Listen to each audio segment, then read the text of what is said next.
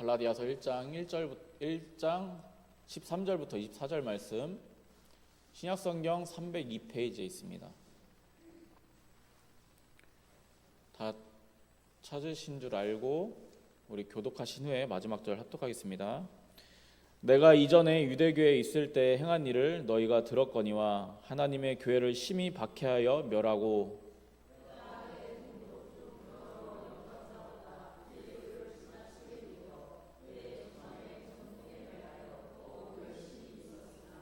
그러나 내 어머니의 태로부터 나를 택정하시고 그의 은혜로 나를 부르시니가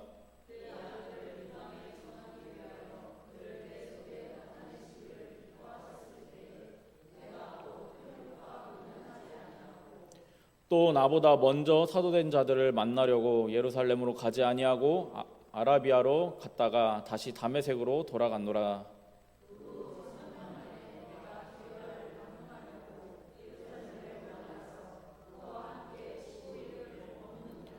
주의 형제 야고보 외에 다른 사도들을 보지 못하였노라.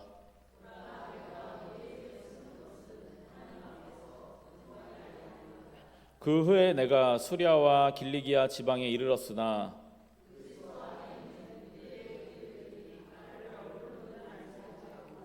다만 우리를 박해하던 자가 전에 멸하려던 그 믿음을 지금 전한다 함을 듣고 함께 읽겠습니다.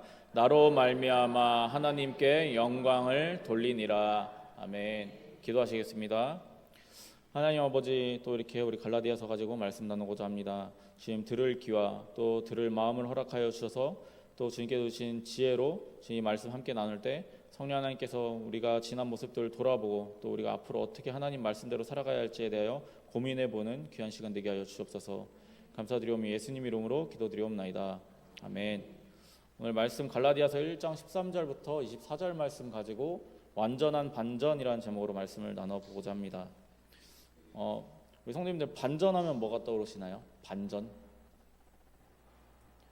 이제 주로 이제 영화나 드라마 이런 데서 많이 사용들 하죠. 반전 드라마 이렇게 얘기들 하고, 스포츠나 실제적인 사건에서도 이 반전이라는 것은 있습니다. 스포츠에서 극적으로 이제 역전승이 일어날 때 사람들이 어떻게 하죠? 막 환호하죠. 막 좋아하고. 드라마나 영화에서는 어떤가요? 영화 극중의 스토리상에 막 극적인 반전이라 할 때 사람들이 막 충격을 받고 막 엄청난 어떤 메시지를 이렇게 전달받고 하죠. 사실 영화나 드라마, 만화, 소설 이런 것들에서 반전은 하나의 장치입니다. 그 작가가 이 보는 사람들에게 어떤 메시지를 전달하기 위한 극적인 장치로서 이제 이 반전이라는 장치를 사용합니다. 보는 사람으로 하여금 더 큰 감동, 더 큰 충격, 아니면 깨달음을 주거나 하려는 어떤 작가가 계획한 일들을 이제 반전이라고 하죠. 그래서 보통 의도를 가지고 담아서 만드는 것이 반전입니다. 하지만 대부분의 작품들은 이 반전이 제대로 먹히지 않습니다. 특히나 요새는요. 왜냐하면 너무 그런 반전이 흔하다 보니까 이제는 이렇게 식상하게 느껴지는 겁니다. 별다른 감동도 없고 약간 예상도 되고, 그래서 별로 재미가 없습니다. 이 반전 드라마, 반전 영화가 나와도. 그러나 이제 한 번씩 이제 대박을 치는 작품들이 있죠. 근데 그런 작품들 보면 정말로 치밀하게 스토리를 잘 짜서 이 반전 때문에 정말 감동이 있고, 반전 때문에 너무 재밌다, 그런 이야기들을 많이 합니다. 그래서 이 반전이라는 장치 덕분에 이제 그 작품이 이제 명작이다, 그런 이야기들을 듣죠. 이 말은 이 반전이라는 거는 인위적으로도 상당히 만들기 힘든 장치라는 것입니다. 하물며 사람의 변화의 경우는 어떤가요? 사람이 반전된다, 아니면 사람의 변함을 통해서 상황이 반전된다. 이런 것들은 사실 사람이 어떻게 만들어낼 수 있는 상황이 아닙니다. 꾸며낼 수 있는 게 아니니까요. 사람의 변화는. 바울은 반전의 교과서 같은 인물입니다.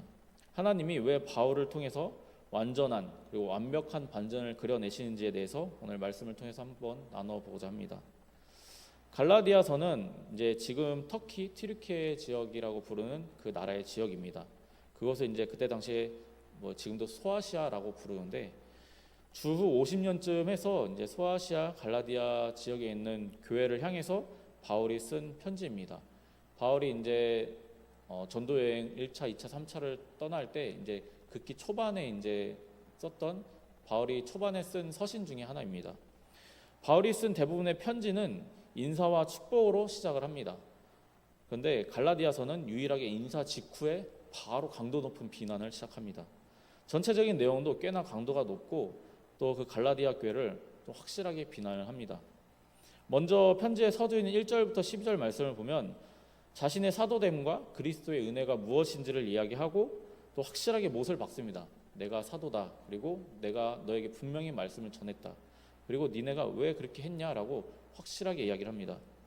이 유일한 복음을 떠나 잘못된 복음을 받아들인 갈라디아 지역의 교회들을 강하게 책망하고 있습니다. 그리고 자신의 사도됨이 사람으로 인한 것이 아니라 하나님으로 인한 것이라는 것을 분명하게 하면서 자신이 전한 복음이 왜 정당성이 있는지에 대해서 반박을 합니다. 그리고 오늘 말씀 13절부터 24절 말씀에서는 자신이 사도로 부름받은 것이 어떤 것이고 또 어떻게 된 경위로 자신이 사도가 되었고 또 자신이 사도가 된 것에 어떤 의미가 있는지 왜 사도로 부름을 받았는지에 대해서 좀 더 구체적으로 설명을 하고 있습니다. 사실 바울은 이러한 이야기를 해야 하는 것 자체가 바울의 입장에서는 좀 답답하기가 그지 없는 일입니다. 바울이 이제 편지의 서두에서 갈라디아 교회 성도들이 너무나도 쉽게 다른 복음을 받아들인 것이 내가 이해가 되지 않는다라고 이제 한탄합니다. 바울이 이러한 이야기를 하는 데는 그럴 만한 이유가 있습니다. 그러려면 바울이 이러한 이야기를 하는 이유를 우리가 알려면 먼저 우리가 바울의 입장이 좀 되어 봐야 합니다. 바울이 사도로서 이 갈라디아 지역에서 사역을 한 것은 그냥 어느 날 가고 딱 하루 하고 오고 그런 것이 아닙니다. 바울은 보통 선교 여행을 하면 해당 지역을 돌 때에 1차에서는 2년, 2차에서는 3년, 그리고 마케도니아 지역을 돌 때는 5년을 그 지역을 돌면서 이제 말씀 사역을 했습니다. 그렇다고 한다면 적어도 몇 달씩 한 교회에 지내면서 그들을 양육하고 말씀으로 가르쳤겠죠. 그리고 초대교회 당시에 이 교회 공동체의 모습을 생각하면 그들은 이제 우리처럼 이제 집에 있다가 하루 교회 오고 그런 식으로 하지 않았습니다. 함께 동거동락하면서 밥도 늘 먹고 늘 예배드리고 또 늘 말씀 가르치고 그렇게 교육을 받았습니다. 그러면서 이 바울과 바나바의 말씀된 삶의 모습들을 분명히 봤을 겁니다. 함께 말씀으로 바울이 양육했을 테니까요. 그럼에도 이 엄청난 이 사건이 바울과 바나바가 떠나고 나서 엄청나게 오랜 시간이 지나서 일어난 일이 아니라는 것입니다. 이들이 바울과 바나바가 떠난 지 몇 년 되지도 않았는데 곧바로 그들이 가르쳤던 그 복음을 떠났다는 데 문제가 있는 것입니다. 이들에게는 고린도 교회나 어떤 다른 교회들처럼 특별한 사건이라든가 어떤 도덕적 문제가 있었던 것이 아니라 이들이 아예 복음을 떠났다라는 데 문제가 있습니다. 율법주의와 그리스도의 복음을 섞은 다른 복음을 받아들였기 때문입니다. 문제는 이 다른 복음을 이야기하는 이 유대인들이 바울이 없을 때만 찾아와서 그때 한번 딱 이야기했을 때 그건가 하고 이렇게 받아들인 것이 아니라는 것입니다. 사도행전 13장 14장 말씀을 보면 바울이 그 갈라디아 지역을 선교할 때 이미 그들 가운데 유대인들, 이 다른 복음을 말하는 유대인들이 있었던 것으로 보입니다. 15장에서는 심지어 이 율법과 그리스도의 복음을 섞는 문제로 예루살렘에서 회의가 하는 내용까지 있습니다. 갈라디아 교회 성도들은 바울이 있었을 때 할례를 받아야 구원받는다 하고 이야기하는 이 유대인들과 바울의 논쟁을 이미 보았습니다. 바울을 시기하는 유대인들이 바울을 깎아내리고 바울이 전하는 이 복음에 율법주의를 얹었던 것이 바울이 없었을 때 있었던 것이 아니라 바울이 그들과 함께 말씀으로 양육했을 때 그때부터 이미 있었던 일이라는 것입니다. 그럼에도 바울이 떠나고 시간이 조금 흘러 몇 년도 채 되지 않아갖고 그들이 예루살렘에서 온 이 율법주의 유대인들의 말을 듣고 할례를 받고 다른 복음을 받아들인 것입니다. 갈라디아 교회들은 바울을 이미 겪은 사람들입니다. 만약에 이들이 바울을 우리처럼 온라인으로 그 사람만 봤다거나 그런 것이 아니라 실제로 바울과 동거동락했고 바울이 어떤 사람인지를 모두 아는 사람들입니다. 직접 그에게 가르침을 받았고 또 직접 그가 어떤 사람인지를 봐온 사람들입니다. 비록 초신자라고 할지라도 바울이라는 사람이 어떤 사람인지를 당신들이 봤음에도 불구하고 바울의 사도의 정당성에 대해서 그 유대인들이 이야기할 때 그것을 곧바로 받아들이고 다른 복음을 받아들인다는 것 자체가 사실 말이 안 되는 일이죠. 유대인들이 말하는 바울의 사도 자격 없음을 그들이 너무나도 쉽게 받아들였습니다. 바울의 입장에서는 어떻겠습니까? 이게 단순한 사람 대 사람으로서의 배신감도 있었을 것이고 또 하나님을 배신한 것으로도 보일 것입니다. 왜냐하면 완전히 다른 복음을 받아들였으니까요. 바울은 이에 대해서 자신이 어떻게 사도일 수 있는지, 자신의 사도됨이 무슨 의미를 가지고 있는지에 대해서 오늘 13절부터 24절 말씀에서 차근차근 이야기합니다. 먼저 자신이 어떤 사람이었는지에 대해서 이야기를 합니다. 유대교회 전에 있었을 때 자신이 어떤 사람이었는지 또 어떤 일들을 했었는지에 대해서 바울이 자기 스스로 직접 설명합니다. 자신이 하나님의 교회를 심히 박해하여 멸하였다고, 그리고 스데반 집사를 죽인 일에 대해서도 아마 그 성도들이 이미 알고 있었던 것으로 보입니다. 그리고 13절 말씀을 보면 갈라디아 성도들이 바울의 이러한 스토리를 모두 알고 있었다는 것을 알 수 있습니다. 13절 한번 같이 읽어볼까요? 시작. 내가 이전에 유대교회에 있을 때 행한 일을 너희가 들었거니와 하나님의 교회를 심히 박해하여 멸하고. 이 말씀을 보면 너희가 들었거니와 라고 이야기를 합니다. 이 말은 이미 갈라디아 교회의 성도들이 바울이 어떤 사람이었는지를 모두 알고 있었다라는 의미입니다. 바울이 새롭게 이런 이야기를 하는 것이 아니라는 의미죠. 아마 바울이 자신의 이러한 과거를 숨기지 않았을 것입니다. 왜냐하면 이러한 자신의 변화가 예수님의 복음을 전하는데 확실한 증거와 또 확실한 무기가 되기 때문입니다. 그래서 바울은 이것에 대해서 이어 설명을 합니다. 그렇게 교회를 박해하던 자신을 은혜로 부르시고 그의 아들을 이방에 전하기 위해서 어떤 결단을 하나님께서 내리셨는지에 대해서 이야기합니다. 16절 17절 한번 말씀 읽겠습니다. 시작. 그의 아들을 이방에 전하기 위하여 그를 내 속에 나타내시기를 기뻐하셨을 때 내가 곧 혈육과 의논하지 아니하고 또 나보다 먼저 사도된 자들을 만나려고 예루살렘으로 가지 아니하고 아라비아로 갔다가 다시 다메섹으로 돌아갔노라. 아멘. 바울은 예수님을 통해서 회심한 직후에 예루살렘으로 곧바로 내려가지 않습니다. 확실하게 이것에 대해서 자기가 못을 박죠. 먼저 사도된 자를 만나지도 않았고 혈육과 의논하지도 않고 내가 바로 아라비아로 갔다가 다메섹으로 와서 3년 있다가 내가 예루살렘으로 내려갔다고요. 바울이 이러한 이야기를 하는 이유는 그 유대인들이 바울에 대해서 이야기한 것들 때문입니다. 그것에 대해서 먼저 이야기 전에 3년 만에 아라비아에 돌아와서 게바를 만나려고 예루살렘으로 갔지만 베드로와 주의 형제 야고보와께는 만나지 못했다라고 이제 바울이 그 뒷절에서 이야기를 하는데요. 그가 회심한 이후에 사도들을 만나지 않고 혈육과 의논하지 않고 바로 아라비아를 향한 것은 자신이 말하는 이 복음이 어떤 사람들의 영향에 있지 않다라는 것을 밝히기 위해서입니다. 또한 3년 만에 돌아와서 베드로와 야고보를 만났다는 것 또한 내가 돌아와서도 사도 2명밖에 만나보지 못했다라고 이야기하는 것입니다. 바울이 이러한 이야기를 하는 이유는 바울을 깎아내리려고 하는 그 유대인들의 말 때문이었는데요. 이들이 한 말은 이렇습니다. 저 사람은 예수님을 직접 본 사람도 아닌데 어떻게 사도냐? 저 예수님께 직접 배우지도 않은 자가 어떻게 사도의 권위가 있냐라고 바울을 깎아내린 것입니다. 본래 사도는 예수님께 직접 배우고 예수님과 함께 동고동락했던 12제자를 이야기를 합니다. 근데 예수님에게 배우지도 않은 자가 사도라 칭하고 또 그가 자기들이 열심히 지켰던 그 율법을 무시한다라고 생각한 사람들이 바울의 사도직을 깎아내린 것입니다. 바울의 사도의 권위를 낮추려고 애쓴 것이죠. 바울의 사도의 권위가 낮아지면 어떻게 되죠? 성도들이 사도가 아닌 사람의 말을 우리가 왜 그렇게 믿어야 되냐라고 생각하게 되겠죠. 정작 바울은 회심한 직후에 3년간 어떠한 사도도 만나지 않았고 또 심지어는 가족들, 자기 혈육에게도 상의하지 않고 아라비아와 또 다메섹에 있었습니다. 그래서 20절 말씀으로 이렇게 이야기합니다. 하나님 앞에서 거짓말이 아니로다라고 분명하게 이야기합니다. 자신의 사도됨이 전적으로 하나님에 의한 것이고 또 자신의 사도됨에 있어서 주님 앞에 있어서 자기가 어떠한 거리낌도 없다라는 것입니다. 그 후에 바울은 수리아와 길리기아 지방에 갑니다. 누가가 기록한 사도행전 9장 30절이 이를 기록하고 있습니다.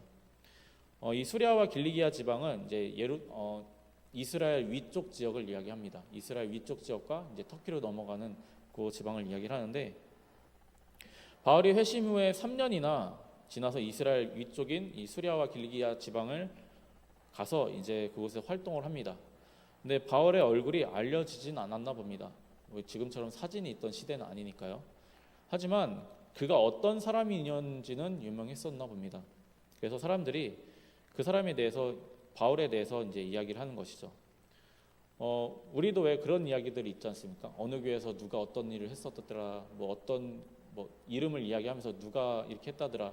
그럼 우리는 얼굴은 모르지만 어떤 목사, 어떤 장로, 어떤 집사가 이런 일을 했다더라 정도는 알잖아요. 근데 그 사람이 이 동네 와갖고 복음 전한다 그러면 우리 한번 보고 싶잖아요. 누구지? 마찬가지로 바울도 그랬던 걸로 보입니다. 사람들, 그 수리아와 갈리기아 지방 사람들이 바울이라는 사람의 이름과 그가 했던 이 교회를 박해했던 일은 잘 알고 있었나 봅니다. 하지만 그 사람이 어떤 사람인지 얼굴은 몰랐던 거죠. 근데 그 사람이 자기가 박해하던 그 믿음을 전한다라는 말을 듣고 사람들이 하나님께 영광을 돌렸다라고 바울이 이야기를 합니다. 이 일을 바울이 이렇게 증언한 이유는 바울의 회심이, 그의 사도됨이 결코 사람의 영향에 의해서 만들어진 것이 아니다라는 것을 증명하기 위해서입니다. 하나님이 하시는 일 중에서 가장 많은 반전은 사람을 변화시키는 것입니다. 동시에 가장 아름답고 놀라운 반전이라고 할 수 있습니다. 물론 하나님이 하신 많은 반전 중에 하나라는 의미지 흔하다라는 의미는 아닙니다.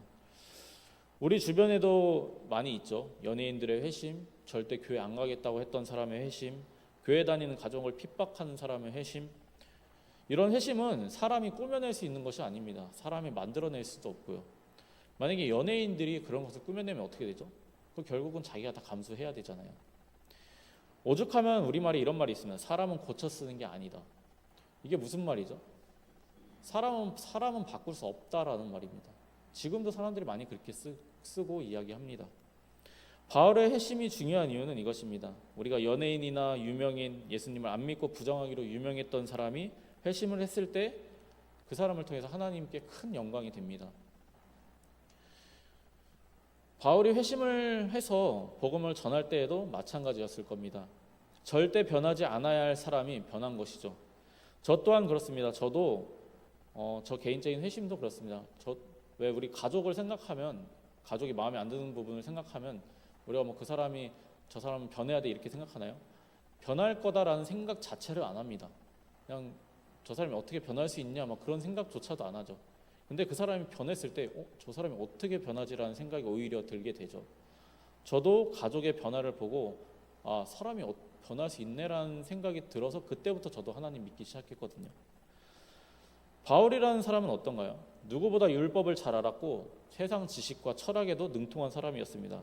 그리고 그 지식과 그 열심으로 교회를 핍박했습니다. 사람으로 본다면 바울은 용서받을 수 없는 사람입니다. 사람을 죽이는 데 앞장섰고 심지어는 교회와 선한 사람들을 핍박하는 데 앞장섰습니다. 그뿐인가요? 교회에 핍박하겠다고, 사람들 잡겠다고 그 공회의 허락을 받고 또 다메섹으로 향했잖아요. 그러나 하나님은 이 바울을 통해서 놀라운 반전을 보여주십니다. 아니, 이런 바울이었기에 놀라운 반전일 수 있는 겁니다. 바울의 회심으로 많은 사람들이 하나님께 영광을 돌리게 했고 수많은 이방인들을 하나님께로 인도하는 이방인의 사도의 역할을 감당하게 됐습니다. 심지어 예수님의 말씀을 가장 잘 정리한 사람으로 우리가 이야기를 합니다. 그리고 신약성경 27권 중에 13권을 바울이 작성했습니다. 예수님은 핍박자인 바울을 사도인 바울로 반전시키셨습니다. 사람은 사람을 180도 바꿀 수 없습니다. 하물며 그 사람의 지식조차도 역전의 계획 가운데 놓는다는 것은 사람으로서는 계획할 수 없는 일입니다. 우리가 흔히 그런 말들을 하죠. 하나님이 이걸 위해서 그렇게 준비하셨나라고 이야기를 하잖아요. 사람이 그것을 준비할 수 있나요? 사람은 사람의 지식이나 능력을 그렇게 먼 미래를 보고 계획시키고 준비시킬 수 없습니다. 예수님은 교회를 핍박하던 바울의 지식을 예수님의 복음을 정리하는 도구로, 복음을 전하는 도구로 완벽하게 사용하십니다. 그런데요, 이런 반전의 사례가 성경에서 바울 하나만 있는 것이 아닙니다. 굉장히 많이 있습니다. 대표적인 예를 몇 가지 들어보겠습니다. 그럼 모세는 어떤가요? 우리가 모세 하면 딱 머릿속에 떠오르는 모세의 스토리가 있죠. 아기들을 죽이라는 파라오의 명령 때문에 왕자가 됐습니다. 근데 그 왕자가 된 것 때문에 모세가 40년간 그 왕으로서 왕이 되기 위한 제왕학과 온갖 학문을 배웠습니다. 그리고 그 배운 학문을 통해서 하나님이 모세오경을 창세기, 출애굽기, 레위기, 민수기, 신명기를 기록하게 하셨습니다. 그리고 이 모세오경은 여전히 유대인들이 가장 존경하는 성경이고요. 하나님이 사랑하고 선택하신 이스라엘 백성은 어떤가요? 그 당시에 가장 약한 민족이고 또 지금도 사실 소수 민족입니다. 하지만 이 약한 민족, 이 작은 민족을 통해서 하나님이 놀라운 일들을 보이셨고 그것을 통해서 하나님이라는 분이 어떤 분이신지를 드러내셨습니다. 결국 그 결과가 이 먼 극동의 우리까지도 하나님을 믿게 되는 결과가 됐으니까요. 예수님은 어떠신가요? 하나님이신데 신이신데 굳이 가장 낮은 곳으로 내려오셨습니다. 왜요? 살 수 없는 자들을 살리려고요. 그리고 영광을 받으시기 위해서요. 예수님이 죽으신 이유는 뭔가요? 예수님이 죽으셔야 부활할 수 있고 죽으셔야 죄를 이길 수 있기 때문입니다. 사망을 이길 수 있기 때문입니다. 하나님이 계획하시는 이 반전은 완전합니다. 그리고 무엇보다도 선합니다. 의롭습니다. 바울은 하나님의 이러한 선한 계획을 갈라디아 성도들이 바르게 믿기를 바랬습니다. 우리는 어떤가요? 우리는 하나님이 반전, 역전시키심을 우리가 믿나요? 우리는 늘 하나님을 미워했지만 우리가 먼저 하나님을 미워했고 우리가 늘 하나님을 미워했지만 하나님이 우리를 어떻게 하셨나요? 우리가 이 자리에 앉아있는 것 자체가 하나님의 그 반전의 역사 아닌가요? 우리가 세상적으로 하나님을 믿는다는 것이 이게 가능한 일인가요? 저는 이성적으로는 아직도 성경에 많은 기적들, 어떤 초자연적인 일들 잘 믿어지지 않습니다. 이성적으로는요. 근데 하나님 말씀이니까 믿어집니다. 근데 이 이야기를 주변 사람들과 이야기하면, 안 믿는 친구들과 이야기하면 그 사람들 믿지 못합니다. 왜냐하면 제가 친한 친구한테 예수님에 대해서 이야기했더니 그 친구가 제일 먼저 하는 말이 이거더라고요. 어떻게 사람이 정자와 난자 없이 만들어지냐고. 거기부터 이미 막히는 겁니다. 믿을 수가 없는 겁니다. 근데 우리는 어떤가요? 믿으시나요? 아멘이 좀 작으신데. 자, 우리가 받은 은혜는 너무나도 큽니다. 그리고 우리 교회 성도들이 너무 하나님의 일에 대해서 좀 뭔가 신비한 그런 일들만을 추구합니다. 근데 하나님의 이 기적이라는 게 사실 우리에게 이미 너무 많이 있습니다. 먼저 나 자신의 변화부터가 기적입니다. 세상적으로는 우리 변할 수 없는 사람들입니다. 세상은 고쳐쓸 수 없는 자들이라고 이야기합니다. 근데 하나님은 바꾸셨습니다. 그 증거인데 우리가 이미 그것을 체험하고도 그것만을 바라보지 못하고 세상적인 어떤 기적을 바라고 또 어떤 물질적인 기적을 바라고 또 당장 내가 원하는 사람의 어떤 변화와 기적을 바랍니다. 내가 먼저 받은 은혜가 얼마나 놀라운 일인지, 얼마나 있을 수 없는 일인지를 자각해야 합니다. 우리가 그것을 자각할 수 없다면 하나님 앞에 무릎 꿇고 예수님의 이름으로 구하시길 바랍니다. 분명히 예수님께서 구하면 주신다라고 말씀하셨습니다. 내가 받은 보혈의 은혜가 얼마나 귀하고 놀라운지, 내가 받은 이 반전의 은혜가 얼마나 놀라운지를 내가 알고 자각하고 계시다면 이제는 이 갈라디아 교회 성도들처럼 우리가 그 복음에서 떠나지 않도록, 그 복음을 잃지 않도록 우리가 주님께 기도하시길 원합니다. 우리의 생각에는 하나님께서 하시는 방법들이 이해가 되지 않고 용납되지 않는 일들이 너무나도 많습니다. 힘들지 않았으면 하는 때 힘들게 하시고 또 아무렇지도 않은 때 갑자기 고민스러운 일을 허락하십니다. 하지만 그러한 일들 하나님께서 허락하신 이유, 다 이유가 있지 않을까요? 우리가 앞에서 나눈 것처럼 하나님께서는 반전의 하나님이십니다. 내가 힘들 때 그 힘든 일 가지고 놀라운 일 이루시고, 내가 안 될 거라고 생각했던 일 하나님께 의지할 때 하나님께서 그 안 될 거라고 생각했던 일을 가지고 전혀 다른 방법으로 나에게 더 좋은 방법으로 역사하십니다. 다만 이것만 기억하셨으면 좋겠습니다. 하나님께서 우리에게 하시는 좋은 일들은 내가 좋으라고 주신 일들이 아닙니다.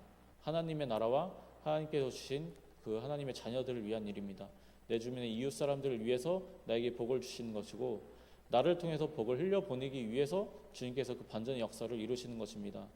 하나님께서 바울에게 반전의 역사를 이루신 것은 바울을 통해서 이방인의 사도가 되게 하고 바울을 통해서 전 세계에 복음을 전하기 위함이었습니다.